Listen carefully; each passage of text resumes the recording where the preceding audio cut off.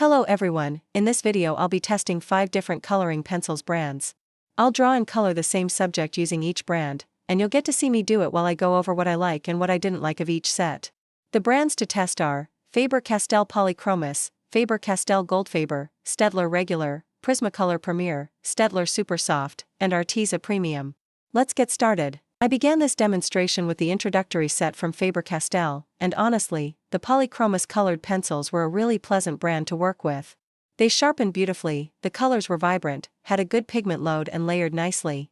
Although I must say that it took a bit more effort to layer and blend the lighter shades in the beginning, the final result was clean, not muddy at all, and didn't feel scratchy, despite how well they hold a sharp point. I was able to layer quite well, the limit being 7 layers for this particular paper. The first 4 layers gave a very natural, soft effect, and the points lasted quite a bit. The wood was of very good quality, easy to sharpen and didn't chip at all, the cores were strong and didn't break at all. I didn't love the burnishing effect I got from the lighter tones on the 6th and 7th layers, some of them left slightly inconsistent, streaky marks, especially around the 5th or 6th pass. It becomes more noticeable when light hits the paper at an angle. Still, it's not super obvious in person, so it's not a deal breaker. I would have loved to test a larger set with more colors, but the 12 included in this introductory set were more than enough to color this tangerine somewhat realistically and get a solid feel for how Polychromos perform. I'd recommend this set to beginners who want to practice layering and color mixing with pencils, and to anyone curious about trying high-quality pencils without going over budget. Next up is Faber-Castell's student grade line, Goldfaber, recently relaunched and a big step up from the old, Creative Studio line. Goldfaber turned out to be a really pleasant surprise. For a non-professional set, it performed impressively well. The colors were very intense, creamy, and also really buildable. The introductory set included the same hues you'd find in the Polychromos range. The darker tones were deep and bold, and the light ones laid down easily thanks to their wax-based formula. I found myself being able to both layer and blend easily with this set, however I noticed that they lack creaminess and pigmentation when compared with brands like Prismacolor Premier. The colors blended quite well together, and although I did notice some inconsistencies here and there, they were minimal and didn't really affect the end result. The Goldfaber line allowed me to work up to 7 layers with ease, without losing intensity in the process. The major downside I found when using this set, and brand, was the quality of the wood and the core's strength. The wood chipped easily, was harder to sharpen even with a specialty sharpener, the points didn't last when sharpened, and also broke rather frequently. Other than that, I'd say this was a solid set that combined the Polychromos color range with the softness of wax-based pencils. They were well worth the price and very enjoyable to use. I'd recommend them both to beginners and more experienced artists, since despite my critiques, they performed better than other more expensive pencil sets. Now we continue our testing with Staedtler, a well-known name in the art supply world.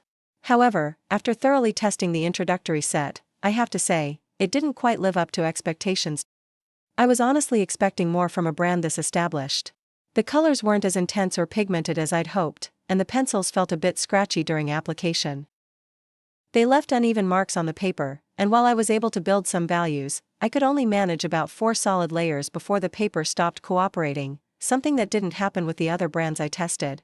The lighter colors were okay, but the darker shades just didn't perform well. The browns and blacks felt almost translucent, and even with layering and burnishing, I couldn't get the depth I needed in the shadow areas. It really affected the overall contrast of the piece. The pencils didn't interact well with the paper's soft texture either. Every time I tried to blend or burnish with a lighter color, it felt like the pigment, and maybe even some of the binder, just got dragged across the surface unevenly. I kept hitting that same 4-layer limit, and nothing past that would stick properly. The wood casing was another issue, it chipped easily, and the thinner cores made the pencils more prone to breakage. The color range in the introductory set was decent, but it didn't include a white pencil, which I think is a miss, especially since the replacement was a light skin tone that didn't do much on its own or with the other pencils. We continue with the reviews, this time with the ever-popular Prismacolor Premier colored pencils. These honestly lived up to my expectations, they were super fun and incredibly easy to work with. The colors were intense right from the first layer, and it was really easy to control that intensity just by adjusting the pressure. I was able to get very light shades as well as very deep and pigmented ones. Layering, blending, and burnishing felt effortless, and despite how much I played around, the results still turned great. this tangerine drawing actually took the least amount of time to complete out of all the tests. The paper handled over 8 layers without a problem, and I was able to build up color gradually without running into inconsistencies or muddy spots. My only real complaint is the point retention. The tips got dull fast, and I found myself sharpening constantly, and even though Prismacolor has thick, reinforced cores, a few still broke during sharpening, which was a bit frustrating considering the price point. That said, the color range in this introductory set was nicer than the one from Faber-Castell, including deep blues and greens, so I got a lot more done with fewer pencils. In conclusion, this was my favorite set of all the ones I tested so far, and I'd consider it the best wax-based colored pencil brand. If you get this set, I'd recommend you to also get a good quality sharpener and to be careful with mistakes, as these were by far the hardest pencils to erase out of all the sets I tested. Next on the list are the super soft colored pencils from Staedtler. This version is marketed as a softer, more pigmented upgrade from their standard line, designed to work well on both light and dark paper. While they did feel noticeably smoother during application, they didn't offer a huge improvement in terms of pigmentation when compared to the regular version. That said, Staedtler Super Soft is still a solid wax-based choice.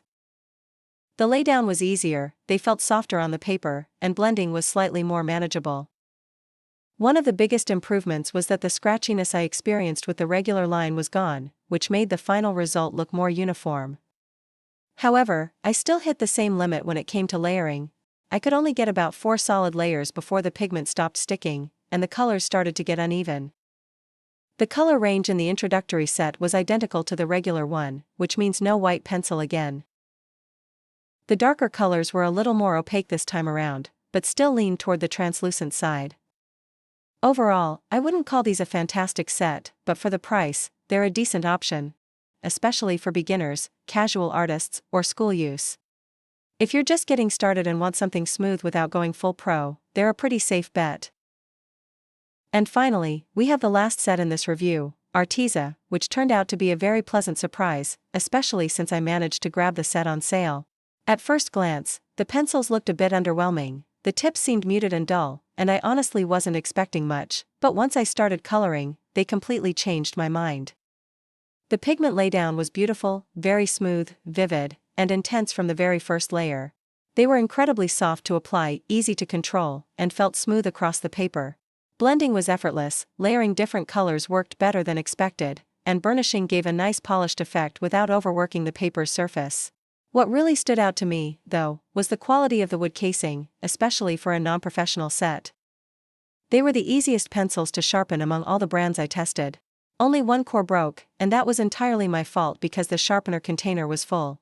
I was able to build up to 7 layers without damaging the paper or making uneven patches. The pigments layered in a way that reminded me of Prismacolor, while the points held up better than I expected, closer to what I'd get with Polychromos. Another plus? This set actually included a white pencil, which really helped when blending or softening transitions. In short, Arteza may not be a high-end professional set, but it absolutely holds its own. If you're on a budget or just starting out, this is a set that delivers great results and would be perfect if it was lie-fast, but that would also raise the price by a lot. Here you can see a close-up of each tangerine drawing, side by side, the first one made with Faber-Castell Polychromos, followed by Faber-Castell Goldfaber, Staedtler, Prismacolor Premier,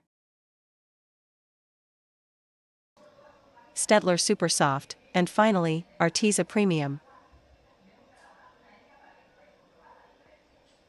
I hope this review helped you figure out which colored pencil set suits your style, your needs, and your budget best. Thanks for watching, and I'll see you in the next video. Don't forget to like, comment, and subscribe if you found this helpful.